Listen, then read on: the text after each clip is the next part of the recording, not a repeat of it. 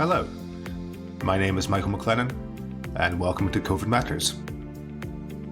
Produced by COVID Aid, the UK's new national COVID-19 charity, this is a regular podcast in which experts speak to us about the key issues facing those affected by the pandemic.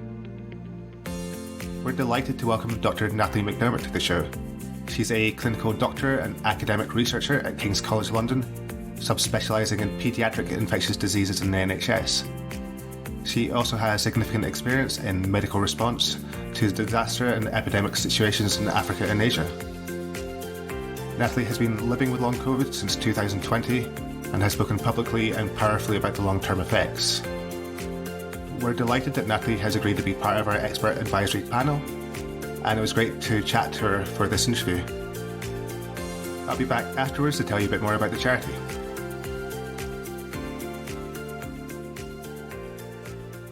First off, it would be great to know a bit more about what you were doing before the pandemic hit and how things changed at that time. I was researching epidemics and pandemics, ironically. Mm-hmm.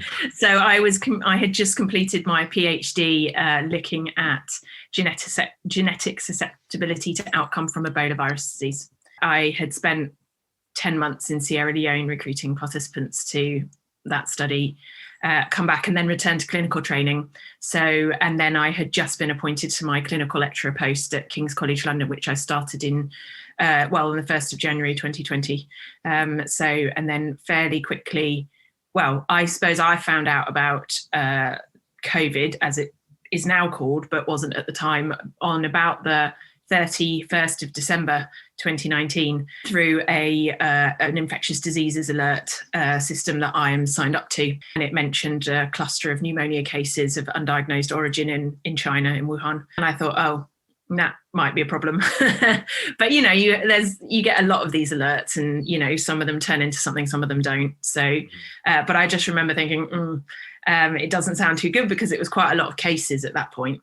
And from that point onwards, really, once sort of everyone had settled down from Christmas, we just sort of spiraled into a whole, what is this unknown pathogen or virus, as it was then identified as within the first couple of weeks of 2020. And then I was doing a lot of media work, just trying to help people to understand what the virus was, make sure that accurate science was being conveyed, and also give people the important sort of public health messages in terms of how to keep themselves safe and what to do and what to be concerned about. I returned to doing clinical work. So I do 50% of my time is research and 50% is clinical. And it usually happens in 6-month chunks. And I returned to my clinical job, which was at Great Ormond Street then for 6 months, working in paediatric infectious diseases and immunology and bone marrow transplant. So I was working there, and it was while I was working there that I contracted COVID-19, I think at least the first time, likely from a colleague in an office. So I became unwell at the end of March 2020. But I recovered after 10 days and I went straight back to work. And then I was working on the ward looking after children with multi-system inflammatory syndrome as it developed. Well, I guess we didn't know what it was at first. And then it's now referred to as the multi-system inflammatory syndrome in children, or in the UK, we also refer to it as PIMS-TS. And that's the name that was given to it. So, and seems to be related to COVID-19, but usually after the actual infection. So, it presents about 2 weeks after the first, 2 to 4 weeks after the first symptoms of COVID-19. So I was looking after those children, and then I became unwell again at the end of May. And then I developed some neurological problems following that illness. And that is where I am today. Well, I'm doing my research work still, but yeah. You're amongst those people who are first experiencing long COVID. How did you find that experience in terms of the education aspect of that? Yeah, I think it was a bit odd at the time, because I think we were still, at least clinically, under the impression that, for younger people, COVID was a relatively mild illness, and you might feel unwell for a bit, but then you would come through it and that would be fine.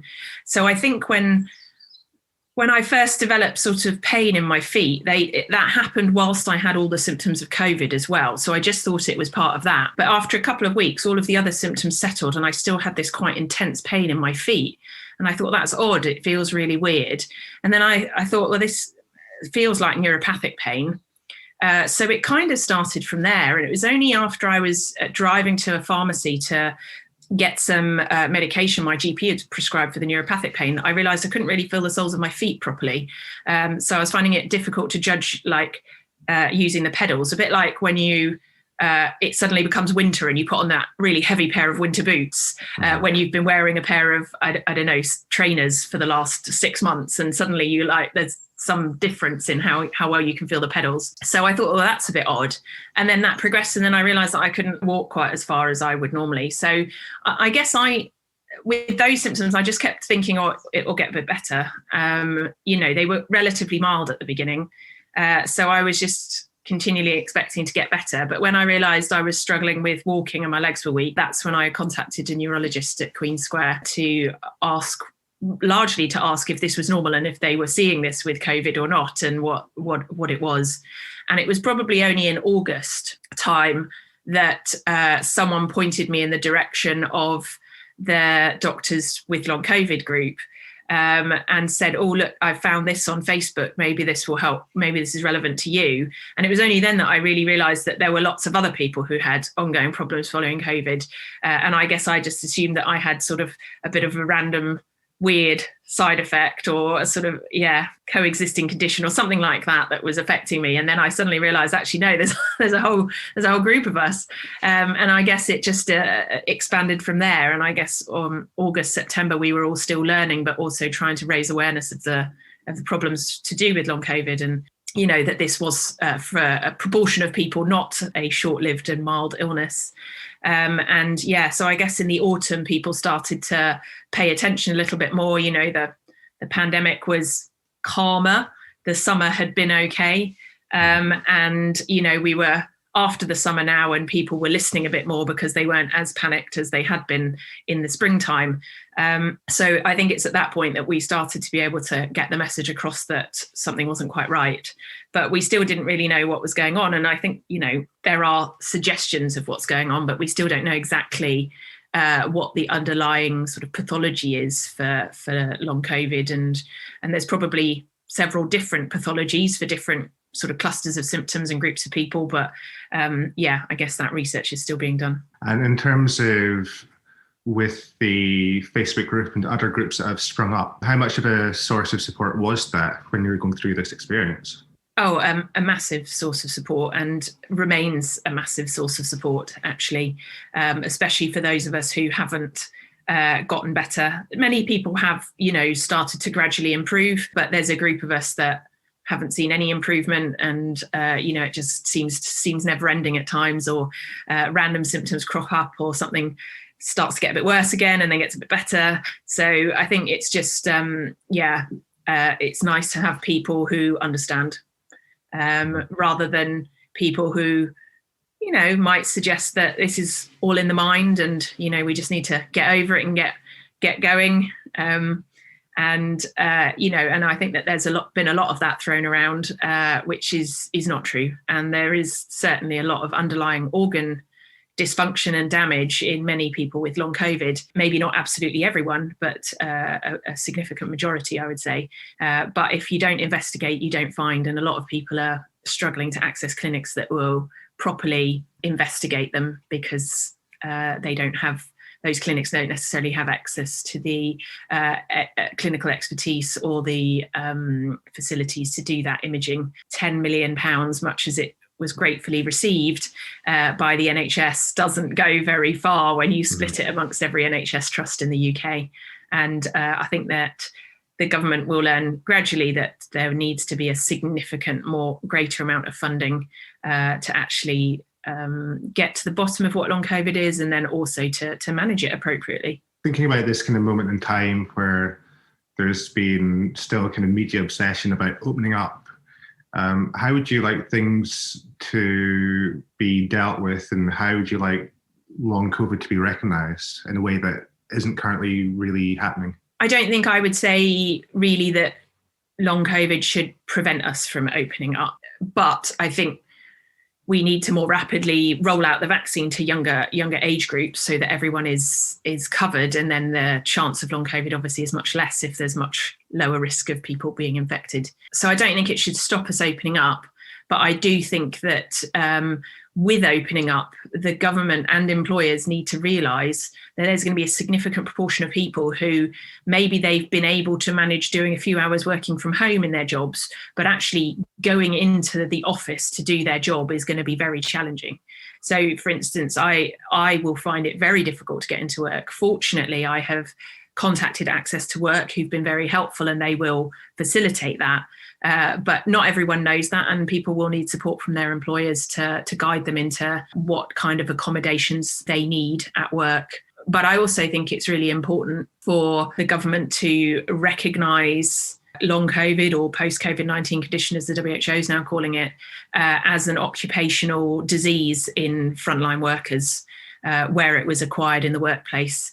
Because for those who aren't able to return to work, that will then mean that they can get the support that they need until such time as they are able to return to work, which hopefully will eventually happen. But some people may be debilitated in the long term by this, and we should be supporting and recognising our frontline workers who put themselves at risk to do the jobs that we needed them to do. And if they got infected in the line of duty, then they should be recognised for that and supported in their ongoing ill health. And then in terms of people listening to the podcast who might not have been so aware of long COVID, what do you think would be the key piece or advice or information that they should bear in mind? We're still trying to define long COVID. It's a work in progress. The WHO will have another meeting next week for us to work on defining it.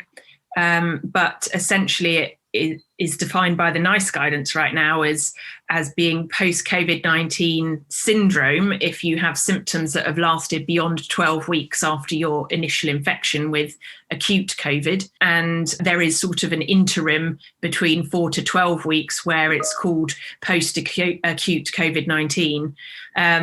So I guess the debate is, at what point are we calling it long COVID? Because there are a good proportion of people who will improve within that 12-week period. If you look at the numbers from the Office of National Statistics, it looks like the numbers kind of halve at about the 12-week period for having ongoing symptoms. So, yeah, I think it's difficult to know, but a lot of people will have ongoing fatigue or tiredness. Some people complain of brain fog, so they find it hard to remember things, hard to put sentences together. They forget words and so on. A lot of people will complain about having a very fast heart rate and finding it difficult to stand upright because their heart beats so quickly at times. And then there's a whole host of other symptoms, really. You know, people who develop new onset allergies, lots of neurological symptoms in terms of pain in the feet, or sort of neuropathy, as we might call it, or loss of sensation, or strange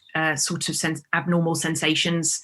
I guess a lot of people will complain about changes in their sense of taste and smell. Whether that isolated on its own is long COVID, or I think that's something we need to debate, because I think a lot of people will have that.